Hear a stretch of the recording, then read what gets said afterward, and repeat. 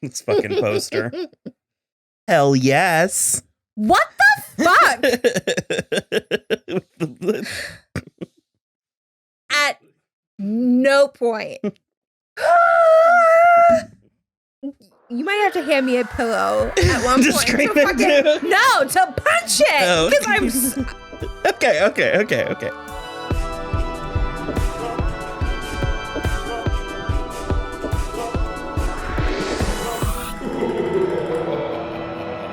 Hello, everybody. I'm Will. And I'm Rachel. And this is So I'm Watching the Show, your new favorite YouTube channel where we talk about movies, TV, music, and more. And as always, this is a spoiler show, so you have been warned. On today's episode, we are going to revisit, but also visit and assess, the 2009 horror comedy Jennifer's Body.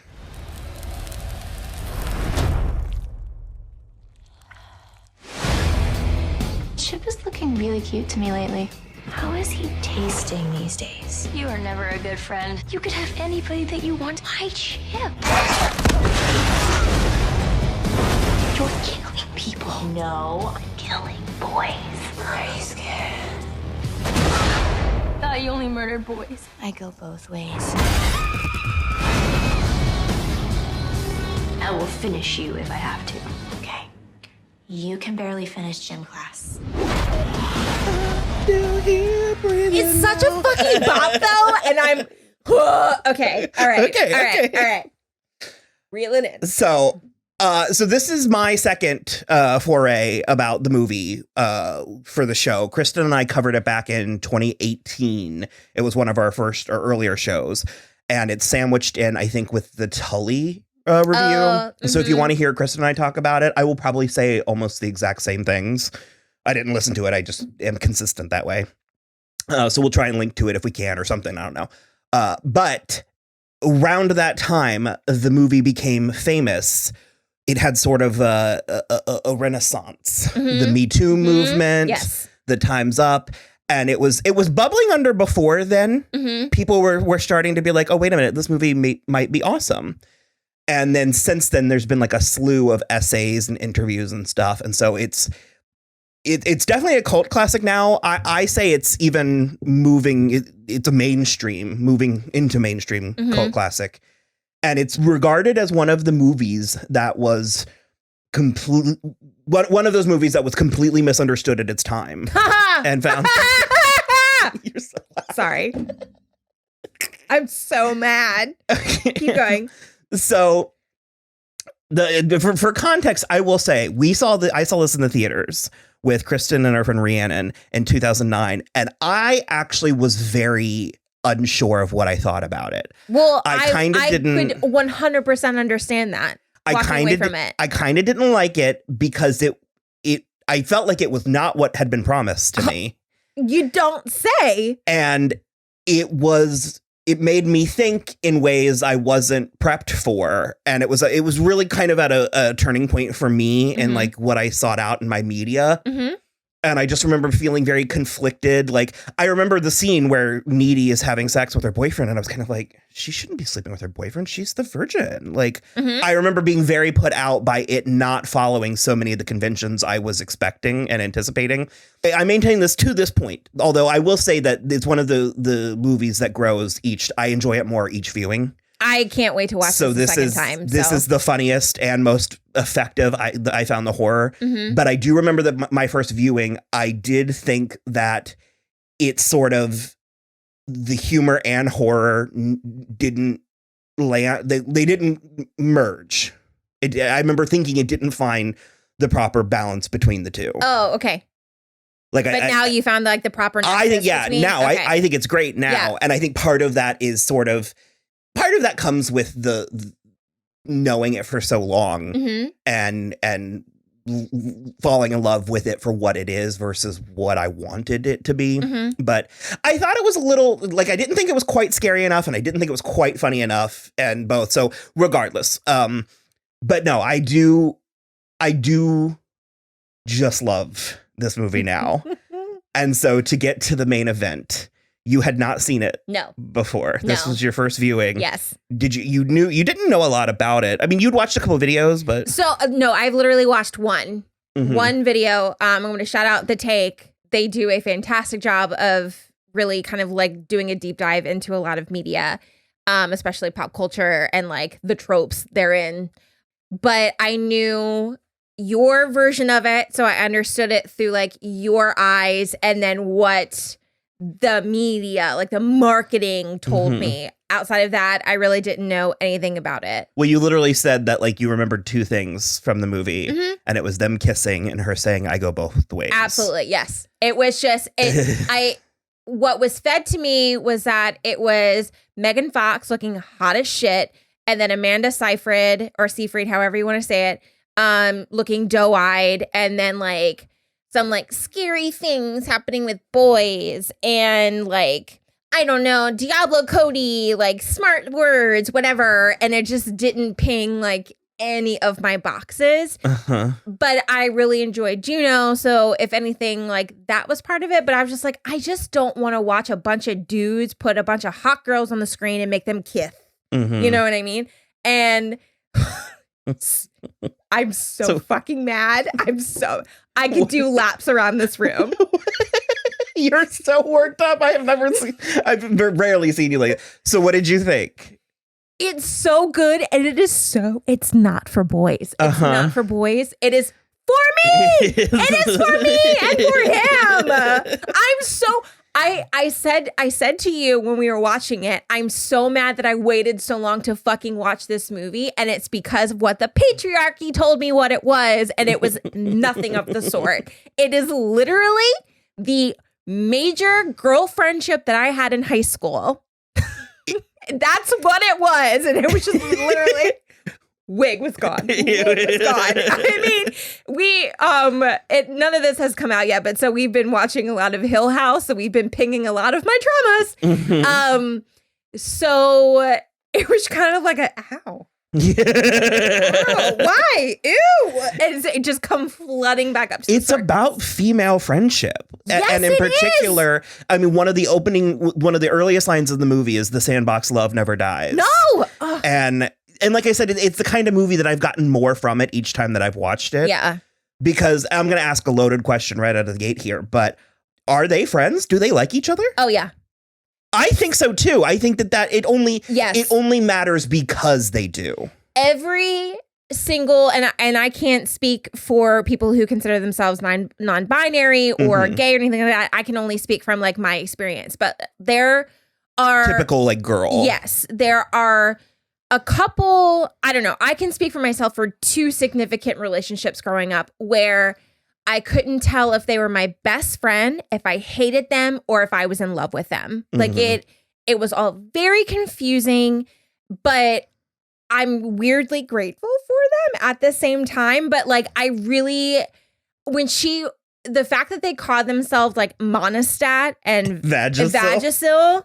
Hey, Monostat, what's up, Vagisil? It's fucking horrendous. So but like, it's the stuff like that like the first time I was like, like I found it cringy. I hate that word, but words mean things. I had a friend, one of the latter of the second like important friendships, who used to call me herpy lip because I get cold sores sometimes when the weather changes or, fucking hormones. But she would call me herpy lip in groups of people. And it was a way to keep me in check because with growing up, I don't know what it says if it's society. Well, no, it is because it's society pitting women against each other. Like we can't just be friends. Like we have to be like mortal enemies underneath it. Or there needs to be a hierarchy. Exactly. But so it was a way to keep me in check in the friendship. And she was the one that I like wasn't sure if I like wanted to make out with her or punch her in the face like on the regular. I remember thinking that was like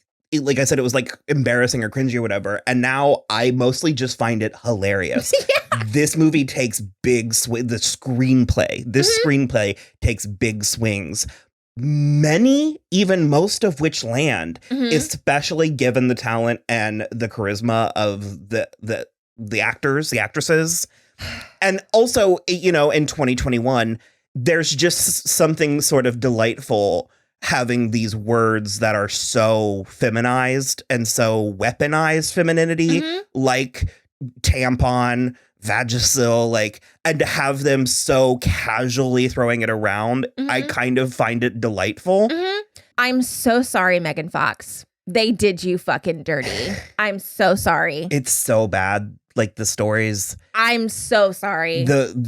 So I don't know your relationship to us or this movie, so I'll cover some of it. But famously, they thought this was coming off of the back of Transformers, because that's another thing. It's shocking to me that this movie's from 2009. Doesn't it feel for the most part like it's only like 5 or 6 years old? And then they'll throw down a word like MySpace or like a flip phone will come out and you're like, or the fitted light pink like zippered hoodie. But it really, so much of it is, I'm like, this movie feels like it was recent. Because it's quick. And topical, and timely, and it's like this movie's 13 years old. Like that's wild. Imagine that there was topical stuff about the patriarchy and female friendships so long ago. And so this is coming off of Transformers, which she had a less than graceful exit from that franchise. A lot of which even she herself has been like, I deserved some of the blowback. She ran her mouth and paid for it in ways that many men wouldn't have. And I was talking about the reset or the production, because for whatever reason, the producers, the all male marketing team, thought this movie was for college-aged boys.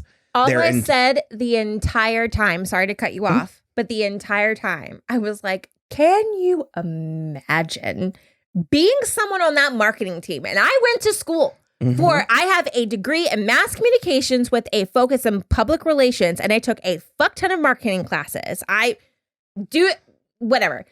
Could you imagine watching this movie and be like, you know who's going to like this? Dudes.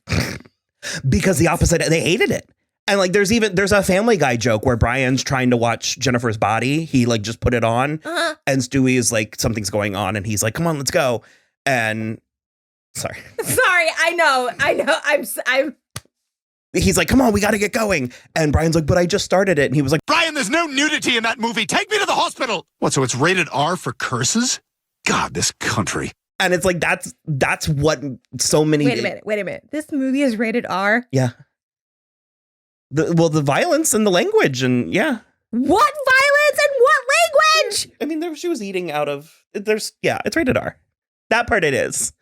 When she's eating out of the Colin's stomach. PG-13. I'm going to, my face is on fire. No, I'm about to flip R. this table. If I hadn't just bought this laptop not too long ago, I would throw it across the room. I'm so fucking mad. I'm so mad. But yeah, there was all kinds of things. Like there was one of the more famous things was one of the ideas the marketing team had. Also female director, Karen Kusama. So female director, female writer, female leads. And one of the ideas that they had was to have Megan Fox do online tutorials with porn stars on Pornhub. For what? And Karen had to like beg them not to never tell Megan that, because they would it would have just absolutely deflated her. So, okay. And this is no judgment. We're sex positive. This is not a judgment there, but it's not, the two things don't. Was she explaining how to gut men and turn their innards into a jaunty hat? What? I need booze for this. The one time I should have booze, I don't have the booze. I'm so mad. I'm so mad. So you basically just felt seen. Yeah. I'm sorry. We're going to have to take a break. No, it's fine. I got this. No, it just. So, okay. We have Needy and we have Jennifer.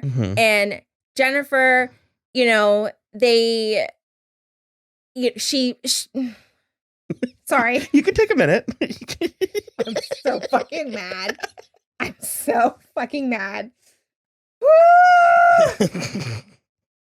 Do you want me to take the reins or do you need? Fine. Okay. I got it. Okay. So, you have these two people. Obviously, there's like the really fucking hot one and then like the normal one, right? And there's the obvious assumption about Jennifer both ways, because she's either too sexual or she's a virgin. I'm not even a backdoor virgin anymore, thanks to Roman. And by the way, that hurts. I couldn't even go to Flags the next day. I had to stay home and sit on a bag of frozen peas. Because Adam Brody says it, like, girls like that, you think that they're all about it, but they're the ones that are the fucking virgin. Like, that's why she was picked. The title, Jennifer's Body. Yes. It's like... Jesus Christ. And as someone who's had a full C bra size since the fucking middle school, completely get that. I was typecast all through high school and every single play I've been in as the fucking floozy because of... There you go. But and so to the point that I got cast as like the old crone thing, I was like, I'm confused. And I had like, and it was Dr. Carpenter, bless. He was just like, no, your talent speaks for you before your body does. And I was like, this is 16-year-old me had to be like, oh, so I'm more than like everything else. But anyway, so you have that like weird dichotomy of like, because Needy knows what Jennifer looks like and she knows the optics of it. And so she just kind of like falls in line. And then, but at the same time, she's having sex with her boyfriend. They bring cred to each other. Yes. Like social. It's Aphrodite and Athena. Yeah. They like, or Cinderella and Sleeping Beauty. Fairy tale. They balance each other out in ways that where they begin, where one of them begins and the other one ends, blurs. And Needy, who is the normal one, the virgin looking one, she's having sex with her fucking boyfriend, which good for you, bitch. Which the dream man. I don't know. Chip. Justice for Colin. No, I know, cute wise, but Chip, like, could you imagine your high school boyfriend? Like, he's such a good guy. Like, up until then, him calling Needy crazy. Like that's the part that I was kind of like, oh, there it is. Like, because it's just, Chip is so good, but then there has to be the Achilles heel. There has to be the thing, capital T thing. And I think that was more, I think that's one of the residuals of its time. I don't know. But it's still topical now. It's the Believe Women. You know, she's like, I did the research. I'm literally telling you what's fucking happening. Okay, and he's like, I don't know, Needy. You sound kind of crazy. I'm going to choose to not mansplain in this moment.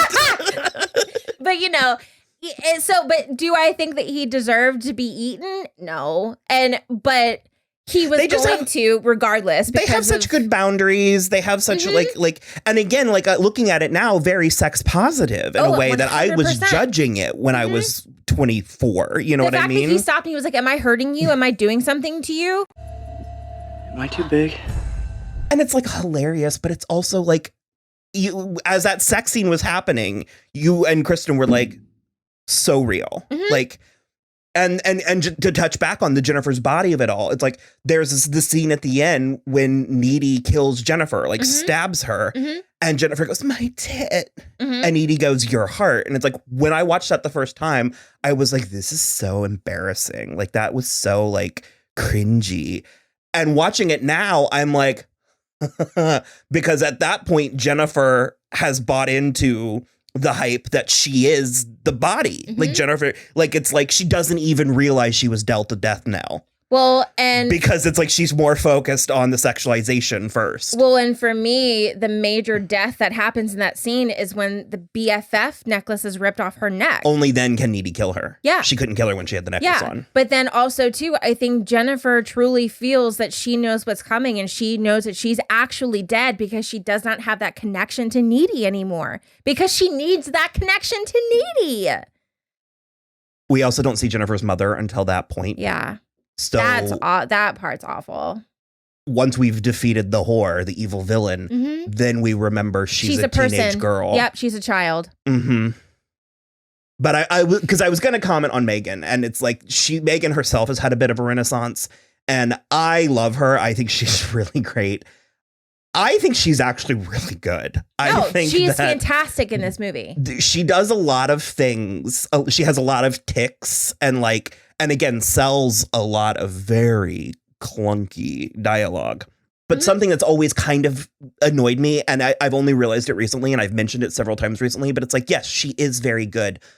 But we're sort of saying that like it's like her beauty somehow was a negative or superficial or worked against her or something. And now there's like a lot of talk where it's like, oh no, she's actually good. And I'm like, well, I hear what I'm saying, and I think it sounds weird, but I'm like, also give her credit for that. It's she's too hot to be good. Yeah. And it's like, but she is also gorgeous. And it's like, we demand this from women. Yeah.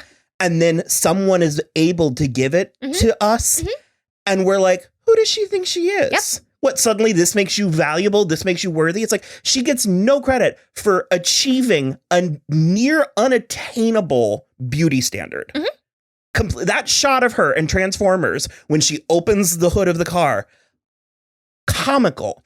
And we don't give her credit for that. It's the Emily Ratajkowski from Gone Girl. It's like, we write roles in movies where girls take their tops off, then someone is willing to play this role, and we deride them for it and judge them for doing the thing we ask them to do. It's so weird to me. Like, it's just so, I don't know. Yeah, imagine, I've got this full fucking rack that I don't have to pay for, but if I have my legs out, I can't show them. It's one or the fucking other. It's this impossible standard that we expect it, but then exactly like what you said, if someone achieves it and is even like somewhat good at it, I'm like, oh, no, that's incorrect. That's wrong. She can't have that. I mean, we literally, throwing myself and Kristen under the bus, I mean, there was a point in time where we'd be like, we don't like her because she has whore face. I don't even know what that means. It means that she's hot? I mean, I don't know. It's weird. It's weird. It was weird to live through it. I am glad to have. I think it's interesting. I think we are still living through it. I mean, we're watching American Crime Story impeachment, right now. I have never gotten a free drink because every person that I've actually had this conversation with, every bartender that I brought that up, they've said, well, no, because you always get free drinks. And I'm like, I'm sorry, sir. No, I literally have never gotten a free drink because all you assholes think that I always get free drinks. Like, what am I supposed to do? What am I supposed to, you demand this of me. You want this from me. And then it's like, no, but she can have that because she always gets can't know it. Yeah. You can't know. Yeah. Can't own it at all. I think this movie is so funny. And it's such, oh my God. It came out at such a time that part of it, I shouldn't, but part of it just, I won't say this, but the R word that they use very liberally, it's kind of hilarious. It is, but I also kind of love that it just slaps us in the face every time. It's an indictment of the time. We used to speak that way. Or like when Chris Pratt was like a bunch of fagos. You can totally tell they're from the city. Yeah, they're wearing eyeliner. They look like a bunch of fagos.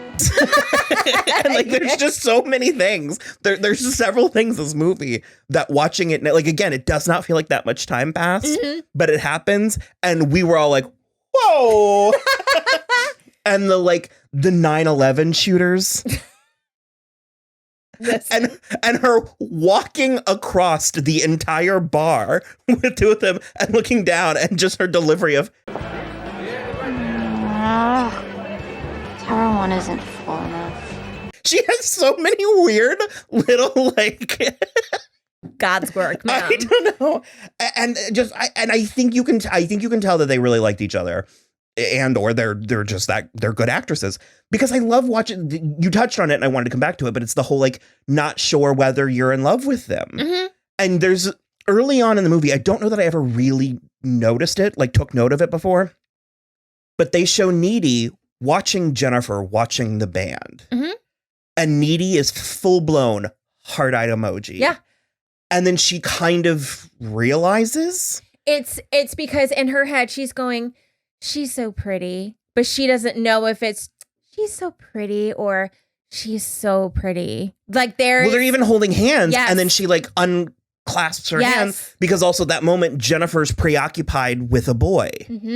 And I think that's another thing that makes it so good, is so much of what is so good about it is sort of between the lines. It's not necessarily the stuff that's on the script. It's the stuff that's inferred or implied, or even I mean, even in the very beginning, when they when Jennifer goes to pick her up and they get into the push fight, and it doesn't end until Jennifer actually hurts Needy. and then it can end. Because again, in every female, I don't want to generalize, but in my experience, there is one who takes it, who is the aggressor, who takes it too hard, and then there's one that's like willing to accept it. And I mean, because the girl that I was best friends with for 4 years, she was fucking awful to me, absolutely awful.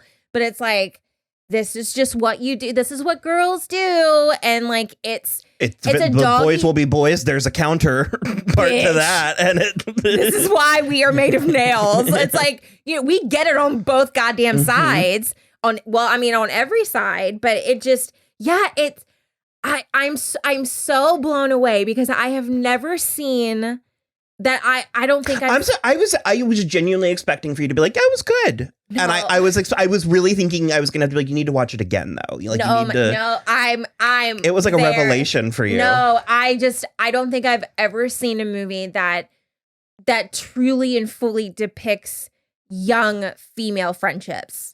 And the makeout scene, like the fact that was it gross? The fact that it was treated like it was for men in the audience. No, that was for me. That was for me.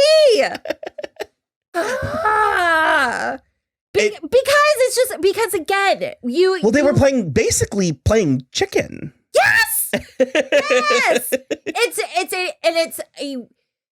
This world is so hard, and just so you are 15, 16 years old, hormones surging, boys are trying to fuck you, girls hate you, your parents don't understand you. There's so much going on.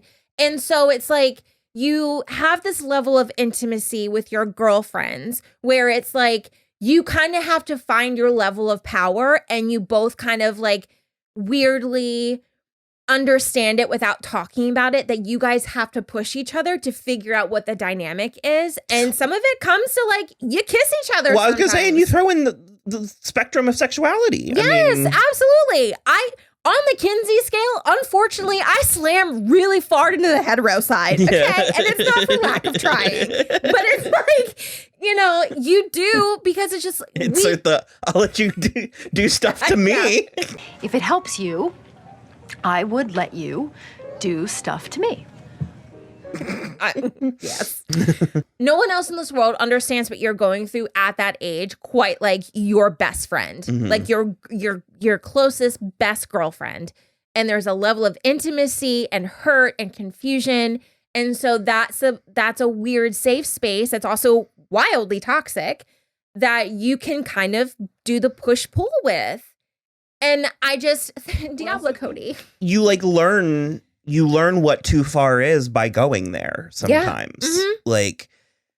Yeah. I'm really, really glad that it's having, because there was a period of time where they wouldn't talk about it. Like it was regarded as like so sad. Isn't it right there with Drop Dead Gorgeous? Like J.K. Simmons thought he was in that movie. Because, he was the only one that was talking about bars and stuff. And I have several notes where I say the inexplicable J.K. Simmons inexplicably with a hook hand. Yeah. It doesn't factor in whatsoever. No, but I loved it. Because, the first time he, whips it out, I went, why? But I love it. It adds to this, American Gothic, this, macabre, just sort of seeping through all the crevices. Minnesotan positivity, just chucking through, teaching chemistry. She is so funny too. Talking about we can't let this fire win, and she's like, I think it already did. It's so funny. And then we also inexplicably have Amy Sedaris. Underused Amy Sedaris. I wish there was another scene. I don't know if there is, but I think not that Amy Sedaris ever has to justify her presence, but I think there could have been something more. We have Adam Brody, so funny. Again, like you said, people remember the kiss and stuff. I think people forget what it's about and because his performance. People just don't know what it's about.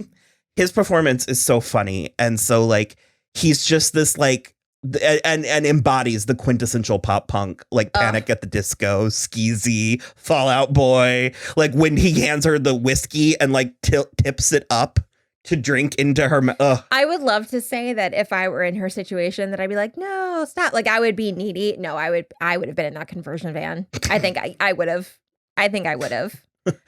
What is he where he was like, my survival or my defense mode's up and I feel like we need to get somewhere safe. And right now that's my van. Yeah. Jesus Christ. That murder scene is like horrific.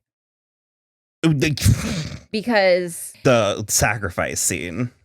Being of the true crime ilk that I am, it was horrific, but also like run of the mill at the same time. Because it just shows... It's the casualty. It's the... Casualness.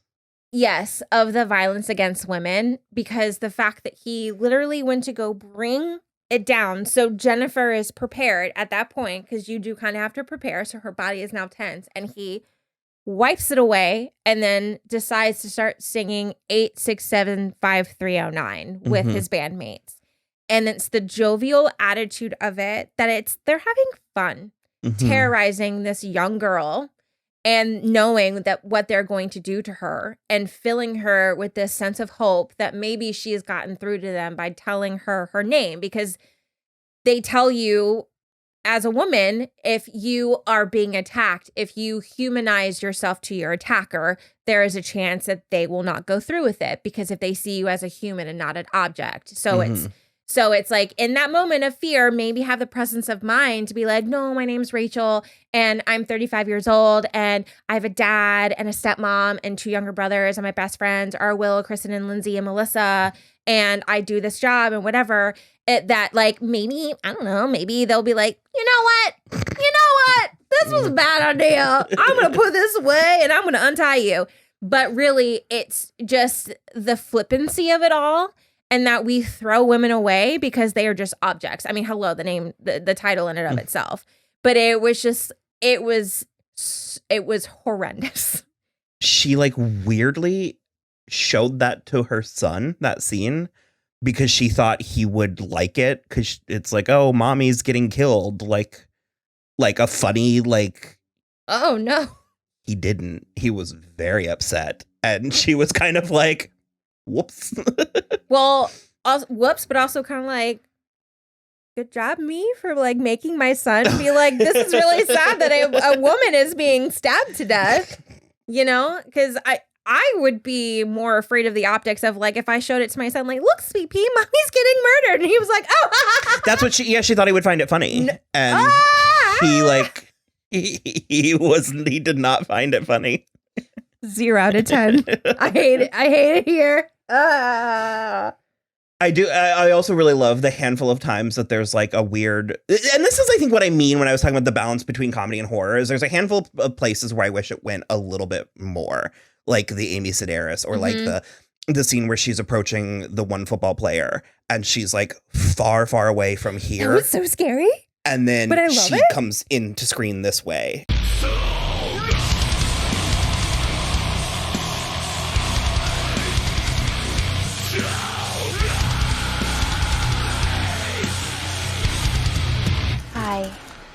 Hey. Okay, so I know that we're doing a lot of spooky stuff for me. This is my speed. There was barely anything in this to make me feel scared. I just had a good time. I know that this is very PG and that there's much more spooky stuff coming, but this is my speed, because there's like some stuff, but it was like funny and it took me out of it.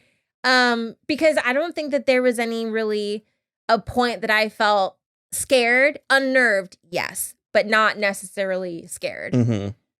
I also think it's weird. I think there's really interesting, weird commentary stuff where it's like, because she's a girl preying on boys, it's like that was treated very surface value by many people and the marketing and the critics and stuff.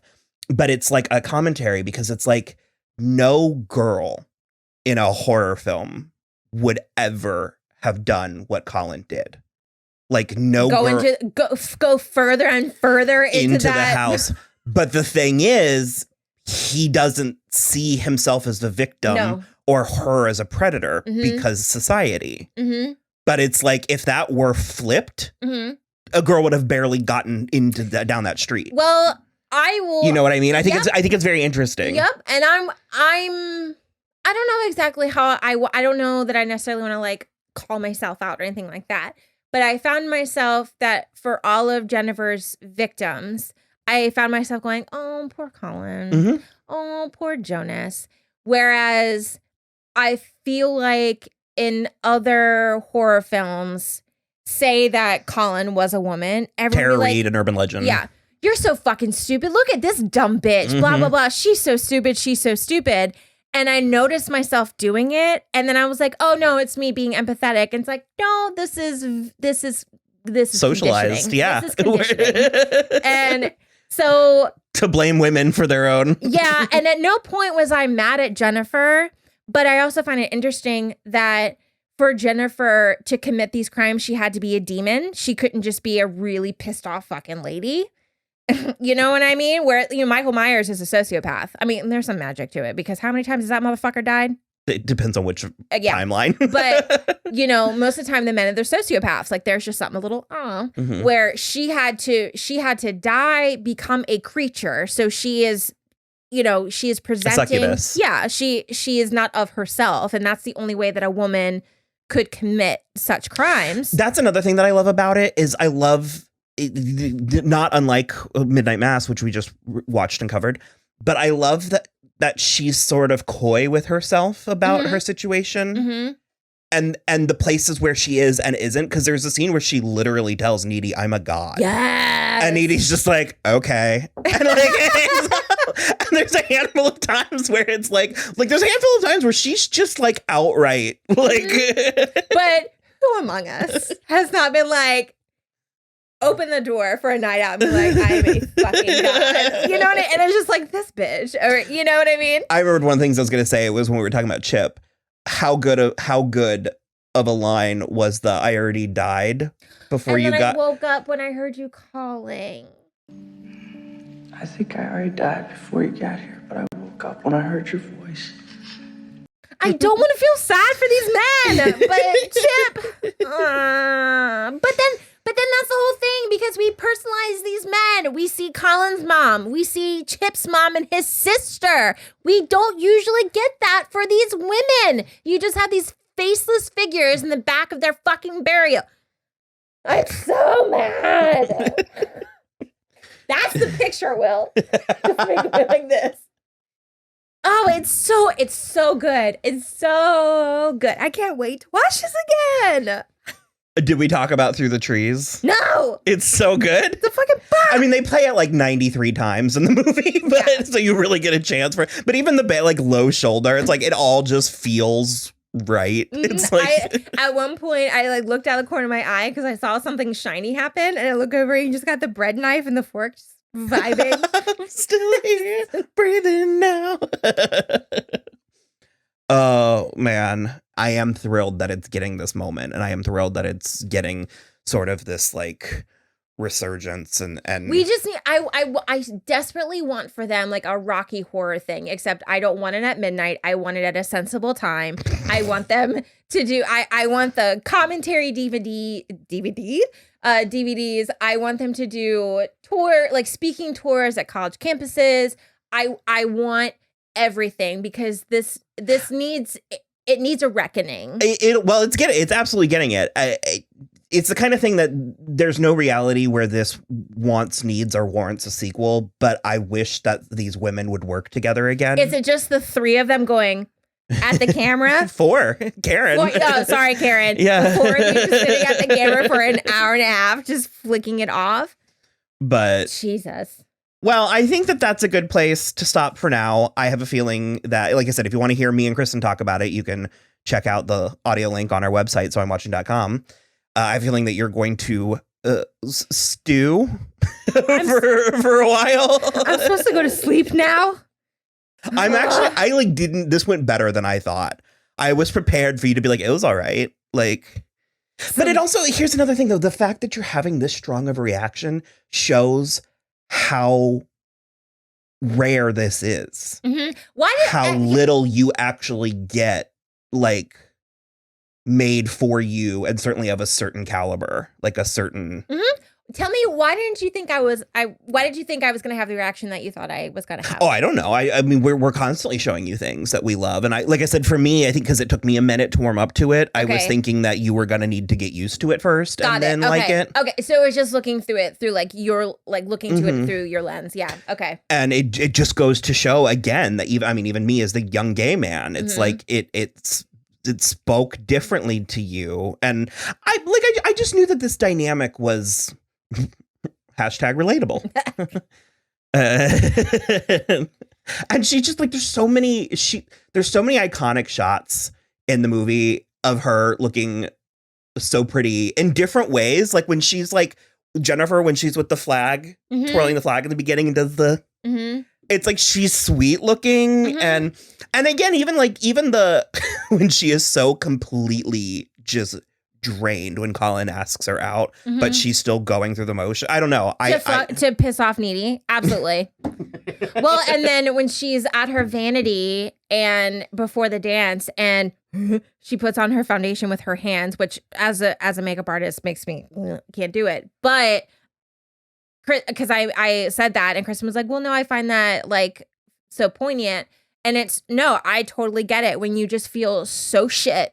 And all you can do is put your fucking makeup on and you have to put the mask on for the world and you have to go through the motions for the sake of going through the fucking motions because, you know, her doing her demon thing might be her putting on a show again for everyone because she has to show up in this way that her situation made her show up in that way where she's at home, you know, sad demon girl just being like, what is happening to me? Like, you know, we just don't know what's happening behind the scenes. I'm gonna have to go and take laps outside. I'm so mad. The neighbors are gonna hear you just as you're pacing around the pool. No, the neighbors next door are gonna be like, man, she fucking parties. Me just like scream metal outside, just destroying our trash cans.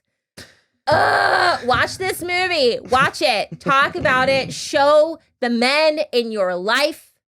Show your girlfriends. Write letters. Dear marketers, do better.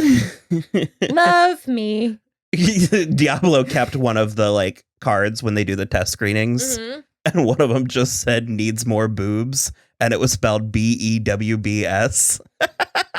I'm done. Goodbye. Are you wait, are you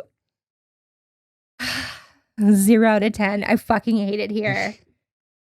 And again, I say, I'm so sad that I'm so straight on the Kinsey scale. I am not having a good time. So, well, that was our conversation about Jennifer's body. As always, like and subscribe. You can follow us at soimwatching.com. We have a Patreon, patreon.com/soimwatching. Also Cashapp and Venmo at soimwatching. And yeah, let us know. Throw us some tip money so they can send me to therapy. Through the trees.